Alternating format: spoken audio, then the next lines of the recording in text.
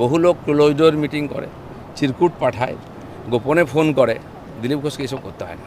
মুখ্যমন্ত্রীর যখনই কথা হয় সম্মানের সঙ্গে, সৌজন্যের কথা, আমি ওনার স্বাস্থ্যের খোঁজ নিই, উনি আমার স্বাস্থ্যের খোঁজ নেন। আজ সস্ত্রীক এসেছিলাম বলে উনি ডাকলেন, বসলাম, সৌজন্য বিনিময়ে। ওনার সঙ্গে কোনো গোপন ক্লোজডোর মিটিং করিনি। আমার লোকেরাও সঙ্গে ছিল, ওনার অফিসাররাও সঙ্গে ছিলেন, আর এই সৌজন্য সাক্ষাৎকার হয়। বহু লোক ক্লোজডোর মিটিং করে, চিরকুট পাঠায়, গোপনে ফোন করে। দিলীপ ঘোষকে এসব করতে হয় না। সাধারণ মানুষের উচ্ছ্বাস আছে দিলীপ ঘোষকে নিয়ে। তারা জানে দিলীপ ঘোষ কী, মানুষের জন্য করেছে, কারো কাছ থেকে এক পয়সা নেয়নি, নেবেও না কোনোদিন। আমি ভিক্ষা করে খাই, লোকের বাড়ি গিয়ে খাই। লোক জানে আমি 40-42 বছর ধরে সমাজে কাজ করছি, সব ছেড়ে। আজ বয়স হয়েছে, আমারও মনে হয়েছে সমাজের বোঝা হব না, আমি পার্টিরও বোঝা হব না। তাই সারা জীবন যা পয়সা ইনকাম করেছি, একটা বাড়ি করেছি, আর একজন জীবনসঙ্গিনী যিনি নিজে ইনকাম করে স্বাবলম্বী, তিনি আমার সঙ্গিনী হতে চেয়েছেন। আমি ওর বোঝা হব না, ও আমার বোঝা হবে না।